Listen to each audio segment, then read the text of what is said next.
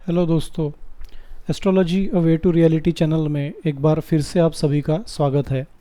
दोस्तों, आज के हमारे कुंडली की श्रृंखलाओं को आगे बढ़ाते हुए आज हम बात करेंगे एक जो बंगाल की फेमस एक्ट्रेस है, जो अभी उभरता हुआ सितारा भी जिसे हम कहते हैं, और जिन्होंने टीवी सीरियल्स में स्टार्स प्लस हो या फिर कोई और दूसरे चैनल्स भी हो अपनी अलग छाप छोड़ी है। तो बात करेंगे देवलीना चटर्जी, इनके कुंडली के बारे में।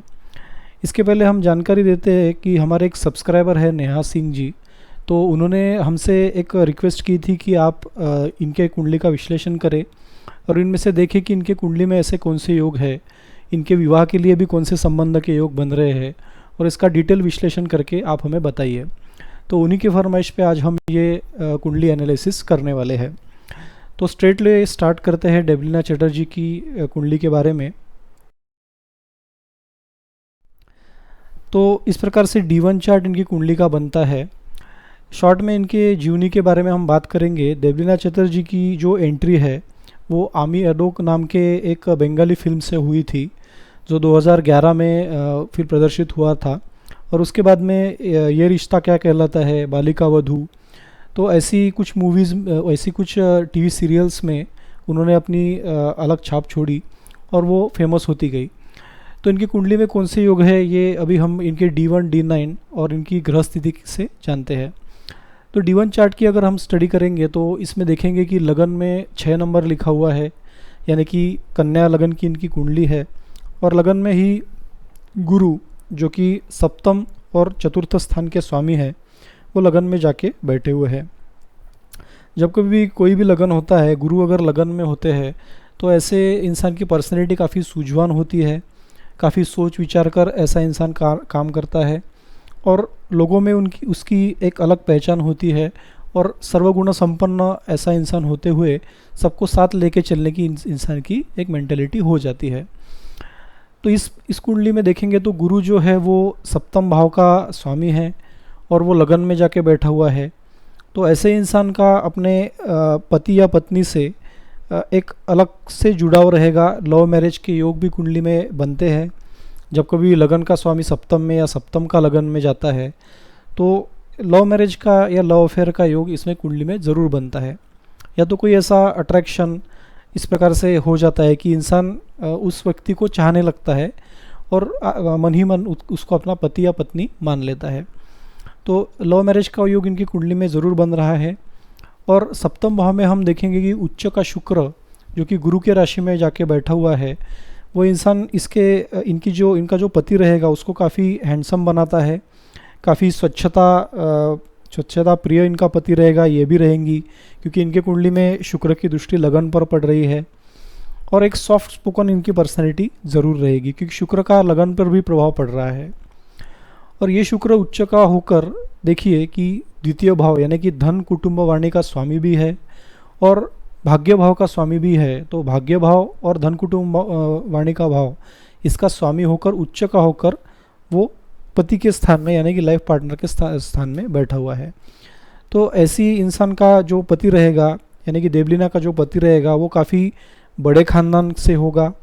वो कोई बड़ा फिल्म मेकर, फिल्म स्टार भी हो सकता है, क्योंकि शुक्र जो है वो म्यूज़िक, आर्ट, ड्रामा से रिलेटेड कर्म देता है इंसान को। इसलिए फिल्म लाइन से ही कोई इनका पति रहेगा, इनका लाइफ पार्टनर रहेगा, ऐसे योग कुंडली में दिख रहे हैं। लेकिन एक कंडीशन इसमें इम्पॉर्टेंट है कि शुक्र की उसमें कहीं ना कहीं दशा अंतरदशा बीच में आनी चाहिए, जिसमें कि ये योग फिर कंफर्म हो जाए। अगर मान लीजिए कि दशा कोई राहु, केतु, शनि, इन सब ग्रहों की दशा चल रही है और उसमें हम बोलेंगे कि हाँ इनका तो लव मैरिज ही होने वाला है, या इनके लाइफ में एक बहुत बड़ा लाइफ पार्टनर इनका ज़रूर आने वाला है, बहुत बड़े करियर से वो आने वाला है, तो ये थोड़ी सी बार कंट्रोवर्शियल हो जाएगी।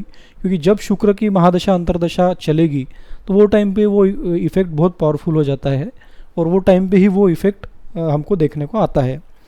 तो इनकी दशा महादशाओं के इस बारे में भी हम बाद में देखेंगे, लेकिन अभी के लिए जान लेते हैं कि एक जनरल प्रेडिक्शन इनके कुंडली का कैसा है। तो इनका पति काफ़ी बड़े घराने से होगा, सॉफ्ट स्पोकन होगा, music, art, drama, film, Bollywood से रिलेटेड हो सकता है। और जब इनकी शादी होगी तो इनके लाइफ में इनके भाग्य की वृद्धि होगी और साथ ही साथ धन की आय भी इनके लाइफ में बहुत अच्छी बढ़ेगी। तो शादी के बाद इनका धन आय का स्वामी मतलब शुक्र उच्च का होने की वजह से धन की काफ़ी प्राप्ति इनको ज़रूर होगी और कुटुंब में एक प्रकार से स्थिरता शुक्र के कारण ज़रूर आएगी। तो भाग्य और धन वृद्धि होने का योग शादी के बाद कंफर्म बनता है। अब इनके राहु के बारे में देखेंगे तो राहु पराक्रम में जाके बैठा हुआ है।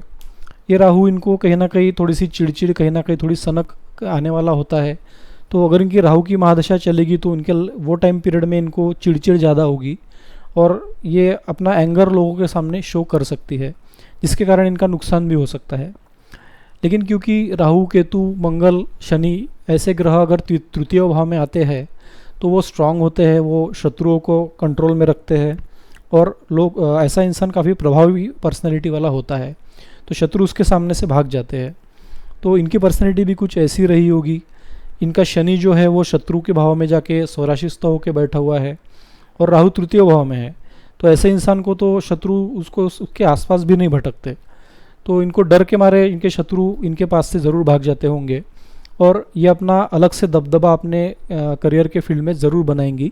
लेकिन एक कंडीशन ये है कि इनकी जो दशा महादशा है वो एक पॉजिटिव लैंड की दशा महादशा होनी चाहिए। अगर राहु या शनि की जो महादशा है, मंगल की महादशा है, तो इनको स्ट्रगल वहाँ पे ज़रूर करना पड़ेगा। उन्नति तब भी इनकी होगी लेकिन इनको मेहनत करनी पड़ेगी, स्ट्रगल करना पड़ेगा, उसके बाद फिर उन्नति धीरे धीरे मिलेगी। अब बात करेंगे इनके नवमांश कुंडली के। तो नवमांश कुंडली से हम पति पत्नी का स्वास्थ्य, पति पत्नी का लाइफ, ये सब देखते हैं, खुद की पर्सनैलिटी भी देखते हैं। तो D9 चार्ट में नवमांश में अगर हम देखेंगे तो उसमें बुध और गुरु ये दोनों लगन में जाके बैठे हुए हैं। तो गुरु इनके जन्म कुंडली में भी लगन में है और गुरु नवमांश में भी लगन में है। तो इनका गुरु काफ़ी प्रभावी रहेगा, इनके पर्सनैलिटी में गुरु का बहुत प्रभाव होगा। लाइफ में इनका कोई ऐसा इंसान गुरु होगा जो कि बहुत बड़ी पर्सनैलिटी रहेगा और उसकी सुझाव लेके ही ये अपना कोई कर्म करेंगे और उसका सुझाव लेके ये ऐसा व्यक्ति आगे बढ़ेगा। अगर वो नहीं करता है गुरु तो उसको गुरु करना पड़ेगा, क्योंकि गुरु की सलाह से वो आगे बढ़ सकता है और कोई ना कोई इंसान के लाइफ में इनको सजेशन आवश्यक होगा जिसके कारण ये अपने लाइफ को ईजी बना सके। तो इनके लाइफ में कुंडली गुरु का बहुत बड़ा योगदान रहेगा। वो व्यक्ति कोई भी हो सकता है, इनके माँ पिता या इनका कोई गुरु, इनका कोई टीचर, ऐसा भी इंसान हो सकता है, इनका कोई अपना दोस्त भी हो सकता है, लेकिन कोई ना कोई ऐसा पर्सन होना चाहिए जो इनको टाइम टू टाइम सलाह दे। सप्तम भाव का नवमांश में सिचुएशन देखेंगे तो शुक्र सप्तम भाव का स्वामी होकर करियर के स्थान में बैठा है। इसलिए इनका जो जीवन साथी होगा वो इनके करियर से इनके लाइफ में आएगा। जो भी इनका करियर रहेगा, जैसे कि इनका फिल्म लाइन में करियर है तो वहाँ पे किसी इंसान की इनसे पहचान ज़रूर हो सकती है और वो इंसान इनका लाइफ पार्टनर बन सकता है। ये नवमांश में भी हमको दिखता है। और इनका मैरिड लाइफ काफ़ी सुखमय, काफ़ी अच्छा होगा, क्योंकि नवमांश में भी शुक्र ये अपने मित्र के शनि के राशि में बैठा हुआ दिखता है।